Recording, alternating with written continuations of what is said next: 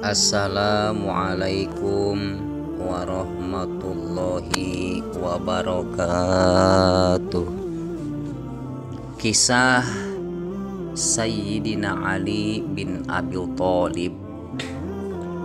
Sejarah perkembangan agama Islam sangat menarik untuk dikulik dan dipelajari. Salah satunya adalah kisah para tokoh dan sahabat Rasulullah yang terlibat dalam perjuangan penegakan agama Islam. Perjuangan Rasulullah dalam membela agama Islam begitu menginspirasi para umatnya. Ribuan sahabat Rasulullah berlomba-lomba untuk menjadi yang terbaik dan mencapai ridho Allah Ta'ala. Ali bin Abi Thalib merupakan salah satu dari ribuan pejuang Islam yang kisahnya begitu menginspirasi dan patut untuk dicontoh. Ali bin Abi Thalib yang juga sahabat Rasulullah berhasil meroketkan Islam ke negeri jauh di Persia hingga Afrika. Segudang prestasi yang membanggakan juga dimiliki oleh Ali bin Abi Thalib, maka tak heran jika kisah kehidupannya begitu menarik perhatian. Kisah kelahiran dan masa kecil Ali bin Abi Thalib. Ali bin Abi Thalib merupakan putra dari pamannya Rasulullah, yakni Abu Thalib. Ali bin Abu Thalib juga berstatus kerabat dekat dari Rasulullah.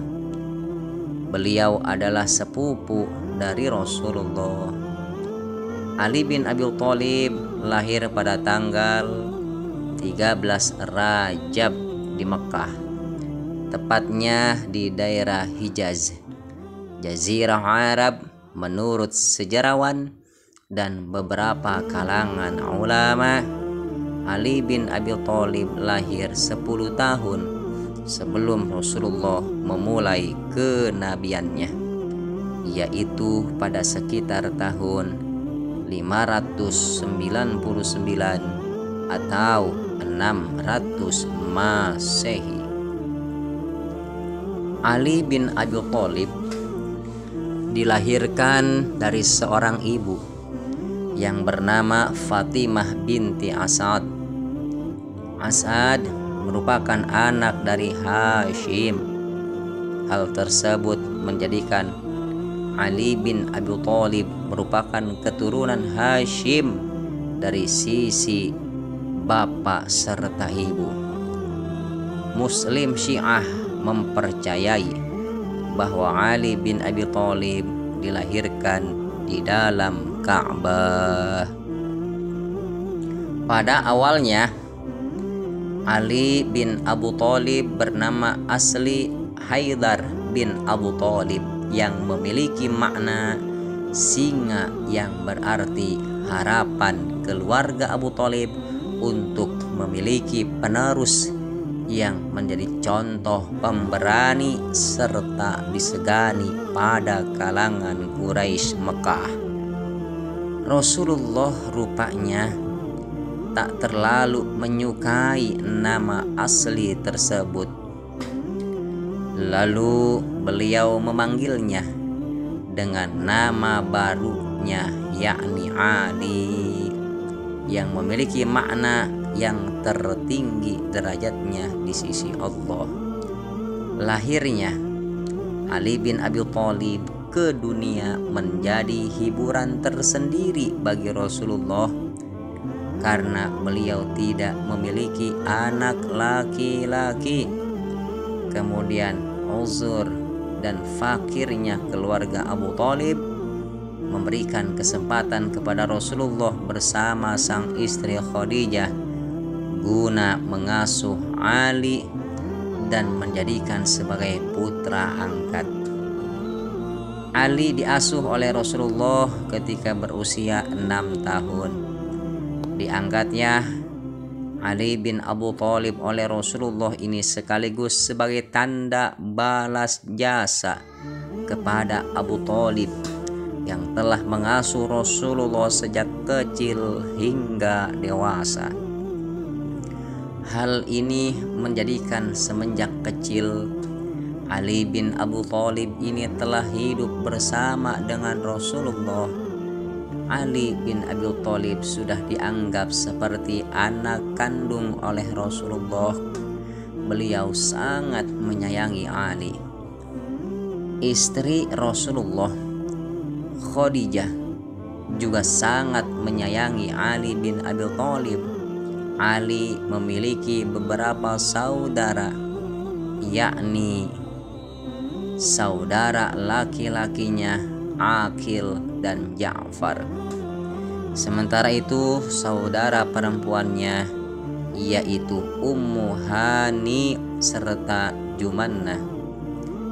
Rasulullah mengasuh Ali bin Abi Thalib hingga dewasa.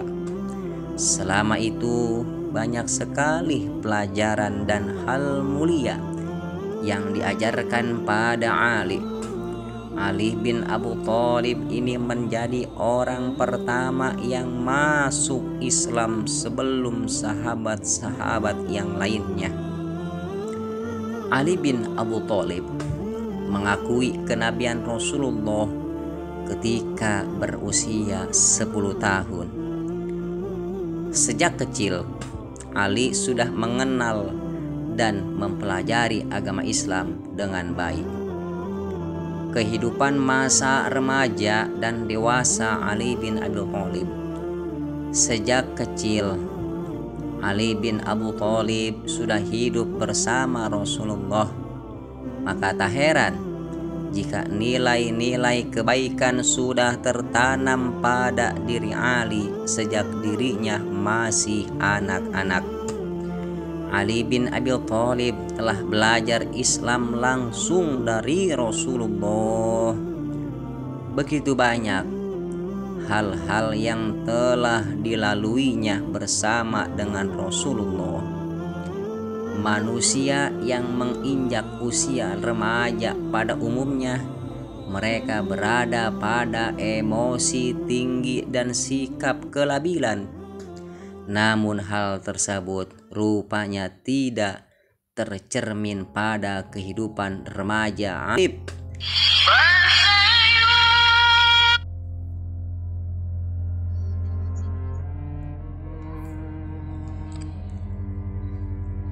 Masa Ali telah dihabiskan bersama dengan Rasulullah serta menimba ilmu dalam agama Islam. Ilmu dan didikan yang didapatkan Ali bin Abu Thalib langsung dari Rasulullah ini mencakup semua aspek keagamaan Islam, baik secara zahir maupun secara batin, atau sering disebut juga dengan ilmu tasawuf. Berkat didikan Rasulullah ini, Ali pun tumbuh menjadi seorang pemuda yang berani, bijak, serta cerdas. Masa-masa remaja Ali bin Abi Thalib pun dilalui dengan penuh tantangan dan penggemblengan dari Rasulullah. Ketika Ali bin Abi Thalib beranjak dewasa, ia pun kemudian dinikahkan dengan putri Rasulullah, Fatimah Az-Zahra. Dari pernikahan tersebut, mereka pun dikaruniai 4 orang anak. 4 anak tersebut diantaranya 1. Hasan, 2. Husain, 3. Zainab, dan 4. Ummu Kulsum. Dikisahkan sebelum Rasulullah menerima Ali sebagai menantunya, beliau pernah menolak lamaran dari sahabat yang berstatus kaya raya serta memiliki jabatan pada waktu itu, yakni sahabat Abu Bakar As-Siddiq dan Umar bin Khattab. Waktu itu Rasulullah menolak pinangan dari kedua sahabat tersebut kepada putrinya karena malaikat Jibril datang kepada Rasulullah dan mengabarkan bahwa Ali bin Abi Thalib lah yang akan menikahi Fatimah Az-Zahra, putri Rasulullah. Berdasarkan pendapat ulama, Ali bin Abi Thalib menikah dengan Fatimah setelah peristiwa Perang Badar terjadi. Kisah cinta Ali bin Abi Thalib dengan Fatimah Az-Zahra.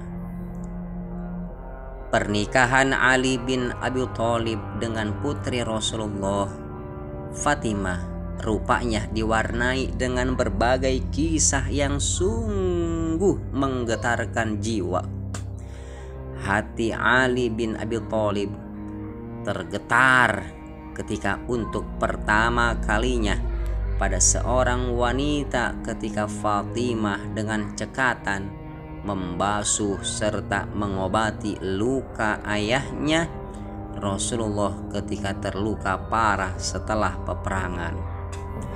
Melalui momen tersebut, Ali bin Abi Thalib lalu bertekad untuk membulatkan niat guna melamar Fatimah.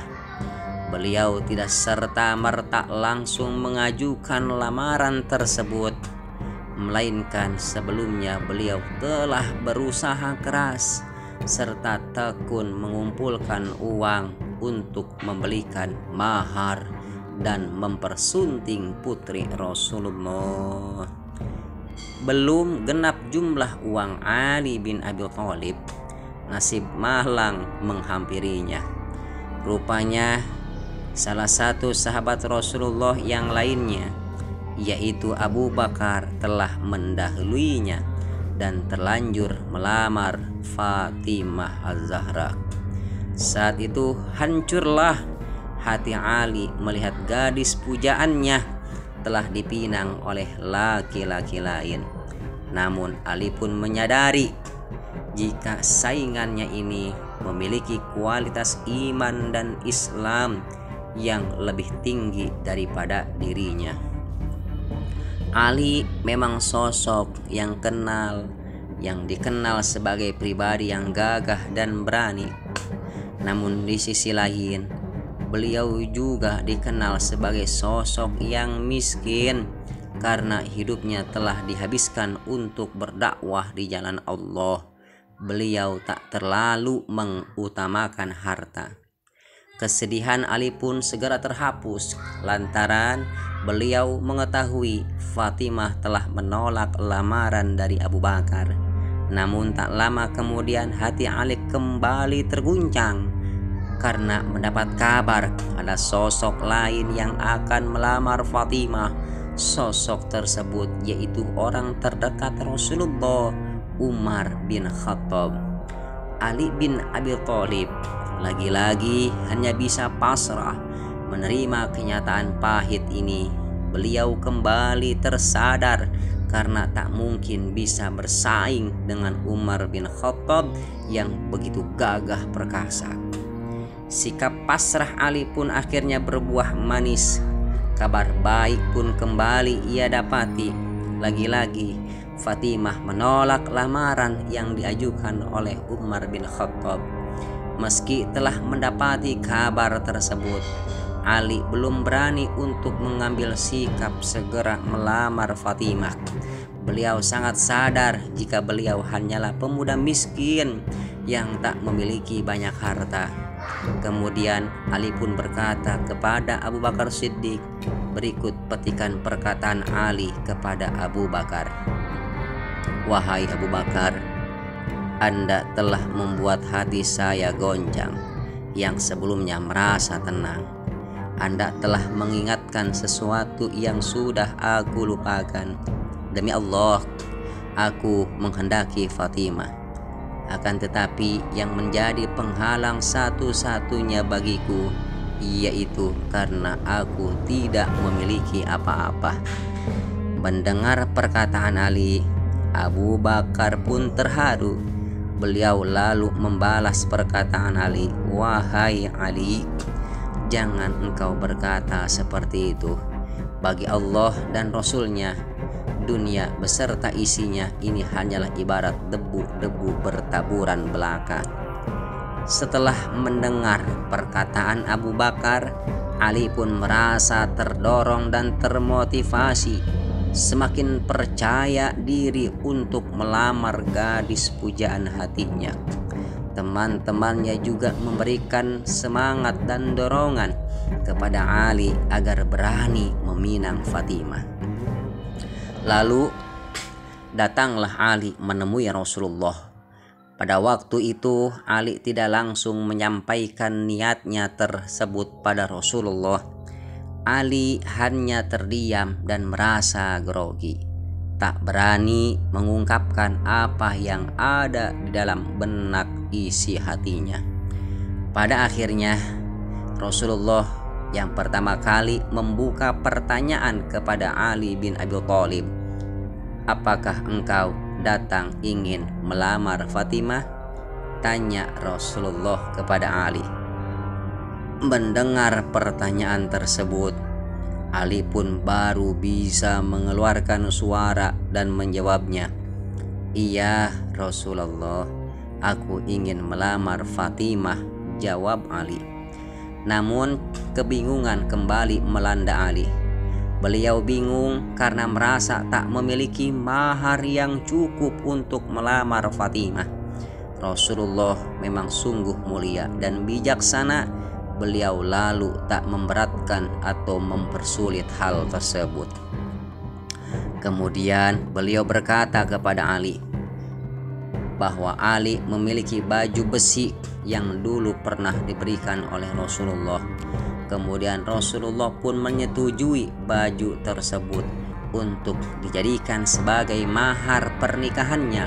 Setelah segala persiapan telah matang, dengan perasaan yang gembira, Rasulullah mengucapkan kata-kata ijab kabul pada pernikahan putrinya dengan Ali.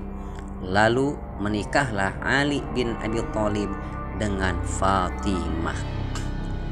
Pertempuran yang diikuti Ali bin Abi Thalib bersama Rasulullah. Sejak kecil Ali diasuh oleh Rasulullah. Hal itu membuat Ali menerima banyak pelajaran dan pengalaman yang berharga, termasuk keterlibatannya dalam peperangan. Hampir semua peperangan Ali mengikuti, kecuali perang Tabuk, karena dalam perang tersebut mewakili Rasulullah untuk menjaga kota Madinah. Berikut perang yang telah Ali ikuti bersama Rasulullah. 1. Perang Badar. Perang Badar terjadi pada tahun kedua setelah hijrah Rasulullah dari Mekah ke Madinah. Pada saat itu jumlah umat Islam sekitar 313 orang yang berhadapan dengan pasukan Quraisy yang berjumlah lebih banyak, yakni 1000 orang. Ali masih muda, benar-benar menjadi pahlawan di samping Hamzah bin Abdul Muthalib, paman dari Rasulullah. Pada perang ini Ali berhasil memusnahkan banyak pasukan Quraisy Mekah. Para ulama pun sepakat jika Ali telah menjadi bintang lapangan dalam peperangan ini pada usia yang masih sangat muda, yaitu sekitar 25 tahun. 2. Perang Khandaq. Perang ini terjadi pada tahun ke-5 Hijriah. Ketika itu koalisi kafir Quraisy bersama Yahudi Madinah telah berkumpul untuk mengepung Madinah dari berbagai sudut kota. Pada perang ini, Ali pun kembali menunjukkan keberaniannya ketika memerangi Amr bin Abdul Ud. 3. Perang Khaybar. Perang ini terjadi pada tahun ke-8 Hijriah. Perang Khaybar terjadi karena adanya pengkhianatan orang-orang Yahudi setelah perjanjian Hudaybiyah yang memuat perjanjian perdamaian atau gencatan senjata antara kaum muslimin dan Yahudi. Ketika perang ini terjadi, orang-orang Yahudi bertahan di benteng Khaybar yang berdiri sangat kokoh. Ketika para sahabat tak mampu membuka benteng Khaybar, Rasulullah pun bersabda, "Besok akan aku serahkan bendera kepada seseorang yang tidak akan melarikan diri. Dia akan menyerang berulang-ulang dan Allah akan mengaruniakan kemenangan baginya. Allah dan Rasulnya mencintainya dan dia mencintai Allah dan Rasulnya." Seluruh sahabat berangan-angan untuk mendapatkan kemuliaan itu. Ternyata Ali bin Abi Thalib lah yang mendapatkan kehormatan tersebut dan beliau mampu menghancurkan benteng Khaybar. Kehidupan Ali bin Abi Thalib setelah wafat Rasulullah. Ketika Rasulullah wafat, kaum muslimin tidak percaya akan adanya berita duka tersebut. Rasulullah wafat sekitar 40 hari setelah Haji Wada tahun 11 Hijriah. Setelah wafatnya Rasulullah, terdapat satu kisah yang masih menjadi polemik.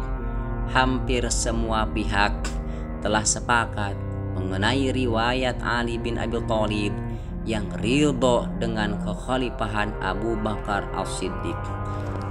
Meski demikian, terdapat perbedaan pendapat yang mulai nampak ketika Syiah berpendapat adanya wasiat yang menyebutkan bahwa Ali harus menjadi khalifah bila Rasulullah wafat. Namun Sunni tidak sependapat, sehingga ketika Ali dan Fatimah masih berada dalam suasana yang duka, orang-orang Quraisy bersepakat untuk membaiat Abu Bakar. Pengangkatan Abu Bakar ini sebagai khalifah yang pertama rupanya tak disetujui oleh orang-orang yang mengaku cinta pada keluarga Rasulullah, yakni Ahlul Bait beserta pengikutnya. Terdapat beberapa riwayat yang berbeda pendapat pada waktu pembaiatan Ali bin Abi Thalib terhadap Abu Bakar sebagai khalifah pengganti Rasulullah. Ada yang meriwayatkan setelah Rasulullah dimakamkan, namun ada juga yang beberapa hari setelah itu. Riwayat terbanyak yakni Ali membaiat Abu Bakar setelah Fatimah meninggal, yakni 6 bulan setelah Rasulullah meninggal. Hal itu terjadi demi mencegah perpecahan umat. Ada yang menyatakan jika Ali belum pantas menjadi khalifah karena usianya yang tergolong masih muda. Namun ada juga yang menyatakan jika kekhalifahan dan kenabian sebaiknya tak berada di tangan Bani Hashim. Kisah kehidupan Ali bin Abi Thalib sebagai khalifah bermula pada peristiwa pembunuhan terhadap Khalifah Utsman bin Affan yang mengakibatkan kegentingan di seluruh dunia Islam. Pemberontak yang kala itu menguasai Madinah tak memiliki pilihan lain selain Ali bin Abi Thalib diangkat sebagai khalifah. Ketika itu Ali berusaha untuk menolaknya, namun Zubair bin Awam dan Tolhah bin Ubaidillah radhiyallahu ta'ala anhuma memaksa beliau untuk tidak menolaknya, sehingga Ali pun menerima baiat mereka. Ali menjadi satu-satunya khalifah yang dibaiat secara massal. dikarenakan khalifah yang sebelumnya dipilih melalui cara berbeda-beda. Wafatnya Ali bin Abu Thalib. Ali bin Abi Thalib menjadi sosok yang memiliki banyak prestasi dan kemahiran dalam bidang militer, serta berbakat dalam strategi perang. Pada akhirnya, beliau berhasil keluar dari berbagai permasalahan setelah mengalami kesulitan yang disebabkan kekacauan luar biasa yang terjadi semenjak zaman Utsman hingga berlanjut pada zamannya. Ali bin Abi Thalib pun akhirnya tutup usia pada usia ke-63. Kematiannya ini disebabkan karena pembunuh oleh Abdurrahman bin Muljam, seseorang yang berasal dari golongan Khawarij, pada saat mengimami sholat subuh di Masjid Kufah, Irak. Ali terluka oleh pedang yang diracuni oleh Abdurrahman bin Muljam ketika Ali sedang bersujud saat menunaikan ibadah sholat subuh. Kejadian itu berlangsung pada tanggal 19 Ramadan, serta Ali menghembuskan napas terakhirnya pada tanggal 21 Ramadan tahun 40 Hijriah atau 29 Januari 661 Masehi. Sebagian kalangan memiliki pendapat jika Ali dikuburkan secara rahasia di Najaf, namun ada juga riwayat yang menyatakan bahwa Ali bin Abi Thalib dikubur di tempat yang lainnya. Itulah kisah hidup Ali bin Abi Thalib yang memiliki segudang prestasi dan segudang ilmu, segudang keteguhan dalam memperjuangkan agama Islam. Dalam kisah tersebut tentu banyak sekali hikmah dan pelajaran yang bisa diambil agar menjadi kaum muslim yang lebih baik dan berkualitas. Sekian pembahasan kisah Ali bin Abi Thalib. Semoga bermanfaat. Wassalamualaikum warahmatullahi wabarakatuh.